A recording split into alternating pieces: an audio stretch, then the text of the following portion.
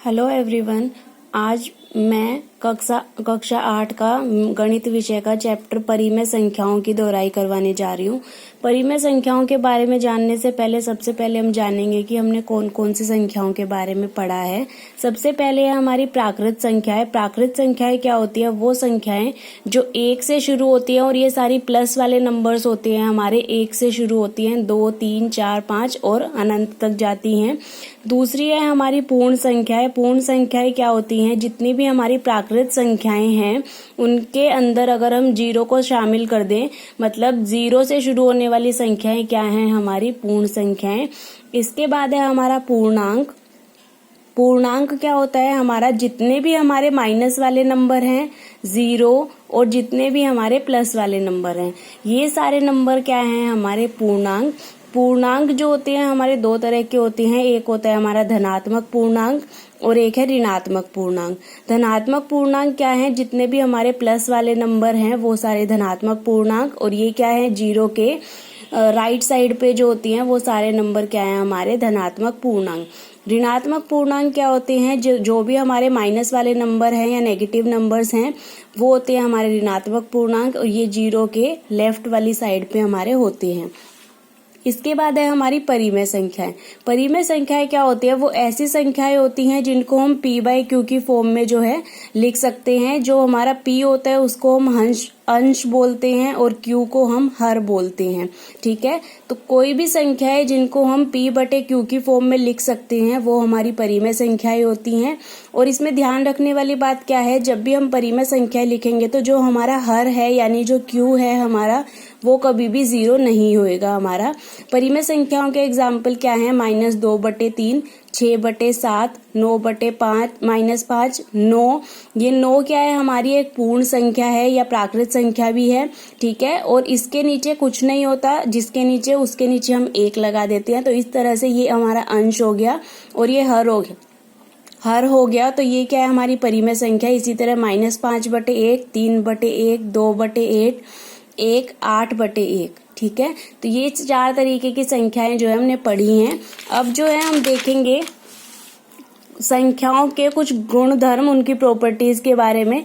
सबसे पहली प्रॉपर्टी है हमारी समवृत्त। समवृत्त को इंग्लिश में क्लोजर प्रॉपर्टी भी बोलते हैं। अब समवृत्त प्रॉपर्टी पूर्ण संख्याओं में फॉलो होती है या नहीं, ये हम देखेंगे। समवृत्त प्रॉपर्टी का मतलब क्या है? अगर हम एक पूर्ण संख्या में पूर्ण संख्या जोड़ेंगे तो जो हमारा आंसर आएगा वो भी एक हमारा पूर्ण संख्या होनी चाहिए। तो अगर ऐसा होता है तो ये समवृत्त प्रॉपर्टी को फॉलो करते हैं। तो इसको हमने 4 तरीके के पढ़े हैं। योग पढ़ा है, व्यवकलन पढ़ा है, गुणन और भाग। इनमें हम देखेंगे कि पूर्ण संख्याएं जो हैं समवृत्त है या नहीं है। तो योग का मतलब जोड़ना, 4 + 3 = 8 होता है हमारा। इसमें 4 क्या है? हमारी एक पूर्ण संख्या है, 3 एक पूर्ण संख्या है, तो और जो आंसर आया हमारा वो भी एक पूर्ण संख्या है। इसी तरह 0 + 5 = 5। 0 क्या है? हमारी एक पूर्ण संख्या, 5 भी एक पूर्ण संख्या और आंसर जो है वो भी एक पूर्ण संख्या। तो इस तरह से हम कह सकते हैं कि जो हमारे पूर्ण संख्याएं होती है वो उसमें जो योग वाली प्रॉपर्टी है वो क्या है? हमारी समवृत्त है। ठीक है, ऐसे ही व्यवकलन का मतलब होता है हमारा घटाना। ठीक है, घटाने का मतलब क्या है? 4 - 3 = 1। 4 क्या है? हमारी पूर्ण संख्या, 3 हमारी पूर्ण संख्या है और 1 भी क्या है? हमारी पूर्ण संख्या। इसमें तो ये फॉलो हो रहा है, लेकिन जब हम 0 - 5 करेंगे तो वो क्या आएगा? 5 आ जाएगा, क्योंकि 5 जो है हमारा बड़ा नंबर है और जो साइन आता है हमारा वो बड़े नंबर का आता है। तो ये क्या है? हमारी 0 पूर्ण संख्या है, 5 पूर्ण संख्या है, लेकिन ये क्या है? हमारी पूर्ण संख्या नहीं है, ये हमारा पूर्णांक है। तो इस तरह से क्या है? ये हमारी समवृत्त नहीं है। ऐसे ही गुणन में देखेंगे, 4 × 3, 4 और 3 पूर्ण संख्या, 12 जो है वो भी पूर्ण संख्या। 0 × 5 = 0, 0 पूर्ण संख्या, 5 पूर्ण संख्या और 0 भी हमारी पूर्ण संख्या। तो इस तरह से ये भी समवृत्त है। भाग में हम देखेंगे, 8 को भाग करेंगे 2 से, 4 आता है हमारा। तो ये क्या है? हमारी पूर्ण संख्याएं हैं सारी। इसमें भी ये पूर्ण संख्याएं हैं, तो ये दोनों सही हैं। लेकिन इसमें क्या है? 4 को जब हम 3 से भाग करेंगे तो ये 4/3 आ रहा है, जो हमारी एक पूर्ण संख्या नहीं है। ये क्या है? हमारी एक परिमेय संख्या। ठीक है। तो इस तरीके से क्या है, ये समवृत्त प्रॉपर्टी हमारी फॉलो नहीं हो रही। तो पूर्ण संख्याओं में क्या है, हमारी योग और गुणन में वो समवृत्त होते हैं, लेकिन घटाना और भाग में जो है वो समवृत्त नहीं होते। अब हम देखेंगे पूर्णांक के लिए। पूर्णांक में जब हम समवृत्त प्रॉपर्टी देखेंगे तो मतलब क्या है इसका, अगर a हमारा पूर्णांक है और b हमारा पूर्णांक है, तो जो आंसर आएगा वो भी हमारा एक पूर्णांक होना चाहिए, तभी ये समवृत्त होंगे। अब इसको भी हम एग्जाम्पल से देखेंगे। -6 + 5 = -1। -6 जो है ये हमारा एक पूर्णांक है, 5 भी हमारा एक पूर्णांक है और -1 भी पूर्णांक है। तो ऐसे ही और भी एग्जाम्पल आपको दिखाए गए हैं। तो इससे हमारा क्या रिजल्ट आता है कि ये हमारी समवृत्त प्रॉपर्टी है पूर्णांक के लिए। व्यवकलन में देखेंगे हम 7 - 5 = 2 और 5 - 7 = -2। ये सारे एग्जाम्पल दे रखे हैं। इसमें क्या है, ये हमारा पूर्णांक, ये हमारा पूर्णांक और जो आंसर है वो भी पूर्णांक। सेम इसी तरह ये पूर्णांक, ये भी पूर्णांक और जो आंसर आया -2 वो भी हमारा एक पूर्णांक है। तो इसमें घटाने में भी जो है वो समवृत्त प्रॉपर्टी हमारी फॉलो हो रही है। गुणन में हम देखेंगे 5 × 8 = 40। 5 क्या है, हमारा एक पूर्णांक है, 8 भी पूर्णांक है और जो 40 आया है वो भी एक पूर्णांक है। इसी तरह इसमें भी -5 × 7 = -35। -5 पूर्णांक, 7 पूर्णांक और -35 भी हमारा एक पूर्णांक है। तो ये क्या है, हमारी इसमें भी समवृत्त प्रॉपर्टी हमारी फॉलो हो रही है। अगला है हमारा भाग। भाग में हम क्या करेंगे, 5 को भाग करेंगे 8 से। तो ये क्या है, ये हमारा पूर्णांक, ये पूर्णांक, लेकिन जब हम इसको भाग करेंगे तो 5/8 हमारा आएगा। तो 5/8 क्या है, हमारा एक पूर्णांक नहीं है, ये हमारी एक परिमेय संख्या है, इसीलिए जो है ये हमारे समवृत्त नहीं है। इसके बाद अगली संख्याएं हमने पढ़ी थी परिमेय संख्याएं। परिमेय संख्या क्या है का मतलब क्या है, यदि हम एक परिमेय संख्या में दूसरी परिमेय संख्या का जोड़ना, घटाना, गुणा करना या भाग करना करेंगे तो आंसर क्या है हमारा, वो भी एक परिमेय संख्या आना चाहिए। इसको भी अब एग्जाम्पल से देखेंगे। परिमेय संख्या में परिमेय संख्या को जोड़ा तो हमारा आंसर क्या है, एक परिमेय संख्या आया। तो ये क्या है, समवृत्त। घटाने में भी क्या है, एक परिमेय संख्या को दूसरी परिमेय संख्या से घटाया तो आंसर क्या आया हमारा, एक परिमेय संख्या। तो ये भी समवृत्त है, हमारी प्रॉपर्टी फॉलो हो रही है। गुणन में क्या है, एक परिमेय संख्या को दूसरी परिमेय संख्या से गुणा किया तो आंसर हमारा एक परिमेय संख्या आया, तो ये भी समवृत्त है। भाग में क्या है, एक परिमेय संख्या को दूसरी परिमेय संख्या से भाग करेंगे तो हमारा आंसर क्या है, वो हमारा परिमेय संख्या आएगा, तो ये भी समवृत्त है। अब इसमें जो है परिमेय संख्या में ध्यान रखने वाली बात ये है, भाग में जो p है हमारा, जो इसमें मतलब p का मतलब क्या है हमारा, कोई भी परिमेय संख्या जो है वो 0 से भाग नहीं करेंगे हम। अगर 0 से भाग करेंगे तो ये क्या है, 0 से भाग कर देंगे तो क्या आ जाएगा हमारा, नीचे जो है हमारा ये वाला नंबर जो है कभी भी 0 नहीं होना चाहिए, ठीक है। तो ये क्या है, इस तरीके से ये ध्यान रखना है हमें।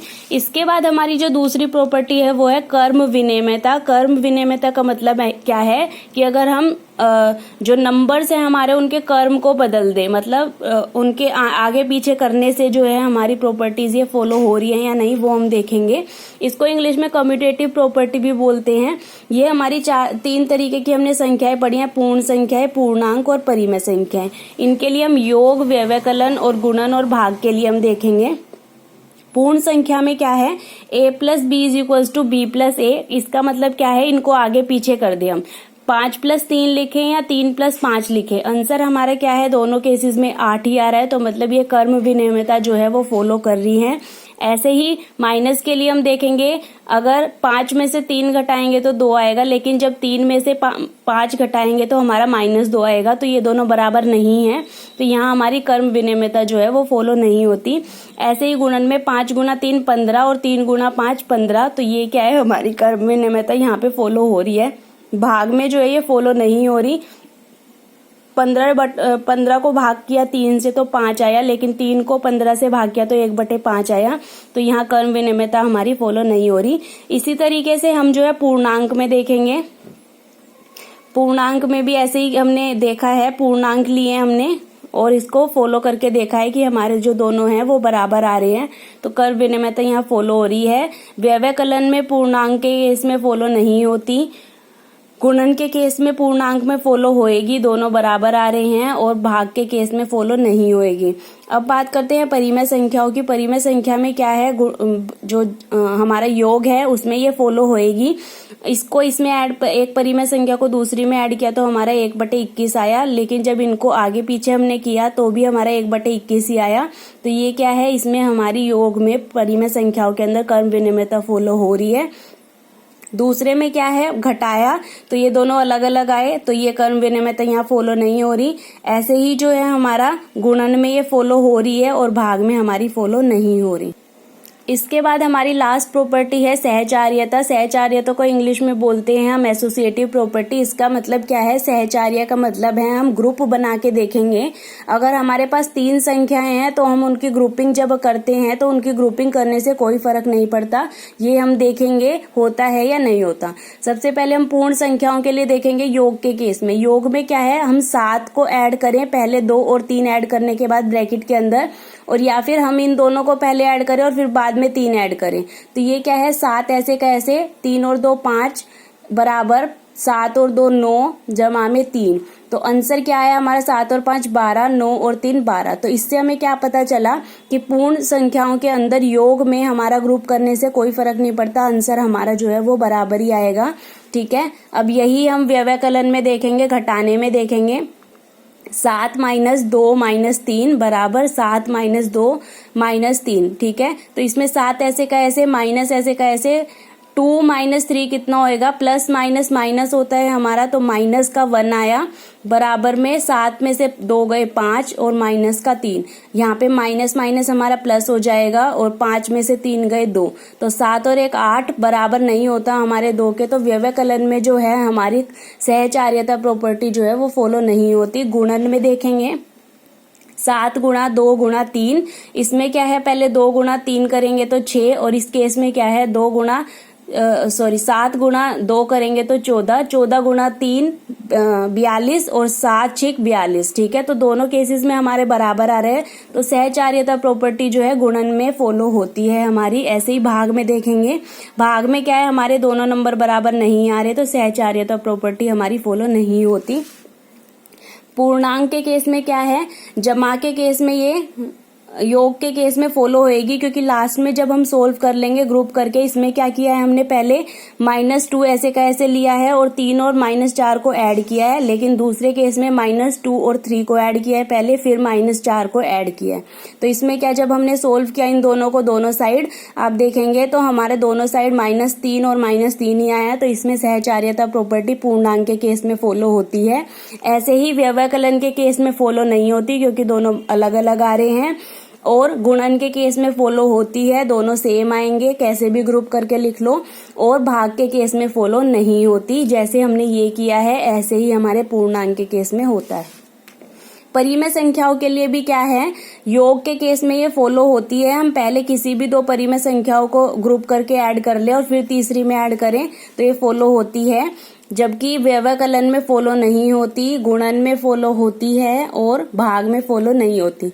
इस सब से हमें क्या पता चला है कि हमारी योग के केस में तो तीनों संख्याओं में फॉलो होती है, व्यवकलन में किसी में भी नहीं होती, फिर गुणन में तीनों में होती है और भाग में किसी में भी नहीं होती। अब क्या है, हम क्वेश्चन सोल्व करने का अपना तरीका, हमें क्वेश्चन जो है एग्जाम में ऐसे मिलेंगे और इनको हमें सोल्व करना होता है। ये तो हमें क्लियर हो गया कि अब ये जो है हमारी परिमेय संख्याएं हैं, तो जो आंसर आएगा वो हमारी एक परिमेय संख्या होनी चाहिए। अब इसको सोल्व करने के लिए मैथ में हम हमेशा जो है एक तरीका फॉलो करते हैं जिसको हम बोर्ड मास बोलते हैं। बोर्ड मास का मतलब क्या है, सबसे पहले ब्रैकेट को सोल्व करेंगे, उसके बाद हम ऑफ को सोल्व करेंगे, उसके बाद डिवाइड है तो डिवाइड को सोल्व करेंगे, मल्टीप्लाई है तो मल्टीप्लाई, गुणा, एडिशन मतलब जमा और सब्ट्रैक्शन मतलब घटाना। ठीक है, इसमें इसी ऑर्डर में हम सारी चीजों को सोल्व करेंगे। अगर इनमें से कोई चीज नहीं है तो हम उसको छोड़ के अगली चीज पे फॉरवर्ड हो जाएंगे। तो ब्रैकेट सोल्व करने का 3 तरह के हमारे ब्रैकेट होते हैं। सबसे पहले हमारे राउंड ब्रैकेट हैं, ठीक है, इनको सबसे पहले सोल्व करते हैं, उसके बाद कर्ली ब्रैकेट को हम सोल्व करते हैं और उसके बाद स्क्वायर ब्रैकेट को हम सोल्व करते हैं। ये मैंने लिखा है B4 ब्रैकेट्स और ये इसी ऑर्डर में फॉलो होंगे। सबसे पहले ये वाले सोल्व होंगे, फिर उसके बाद कर्ली ब्रैकेट, उसके बाद स्क्वायर ब्रैकेट। उसके बाद अगर हमारा ऑफ होता है तो ऑफ को सोल्व करेंगे। ऑफ का मतलब हमारा गुणा ही होता है, ठीक है, लेकिन लिखा हमें ऑफ होता है, ठीक है। डी के इसके बाद डी आता है, डी से डिवाइड, हमारा कोई भाग है तो भाग करेंगे। उसके बाद मल्टीप्लाई, गुणा है तो गुणा करेंगे, एडिशन है तो जमा करेंगे और सब्ट्रैक्शन है तो घटा करेंगे। अभी हम इस एग्जाम्पल को देखते हैं। ये हमें क्वेश्चन दे रखा है। अब सबसे पहले हम देखेंगे कि हम किसे सोल्व करेंगे। सबसे पहले हमारे क्या है, ब्रैकेट है 3 तरह के। सबसे पहले कौन से ब्रैकेट सोल्व होते हैं, हमारे राउंड ब्रैकेट। तो ये हमारे राउंड ब्रैकेट है, इसको हमने हटाया। ये क्या हो जाएगा, प्लस माइनस माइनस, ठीक है, ये सोल्व कर लिया। अब इसके बाद हमारे कर्ली ब्रैकेट की बारी है। कर्ली ब्रैकेट को हमने एलसीएम लेके सोल्व किया, ठीक है, यहाँ पे एलसीएम लेके हमने सोल्व किया। तो ये हमारा यहाँ पे ये नंबर कर्ली ब्रैकेट यहाँ पे तक सोल्व हो गया। अब ये प्लस माइनस माइनस हो जाएगा यहाँ पे, और ये नंबर ऐसे का ऐसे। अब हमारे स्क्वायर ब्रैकेट सोल्व होंगे और इसके साथ जो है 5/22 जो है वो ऐसे का ऐसे चल रहा है क्योंकि ये ब्रैकेट के बाहर है। अब यहाँ पे हम देख रहे हैं स्क्वायर ब्रैकेट को हमने एलसीएम लेके सोल्व किया, तो यहाँ पे सोल्व करने के बाद ये आया हमारा। अब इन दोनों को हम सोल्व करेंगे तो ये आंसर हमारा आया। अब हमने क्वेश्चन में क्या देखा था, ये सारी जो है हमारी परिमेय संख्याएं हैं, तो जो आंसर आया है हमारा वो भी हमारी क्या है, एक परिमेय संख्या है। अब इसके बाद मैं तुम्हें 3 क्वेश्चन दे रही हूँ सोल्व करने के लिए, ये आप करके दिखाएंगे मुझे। Thank you.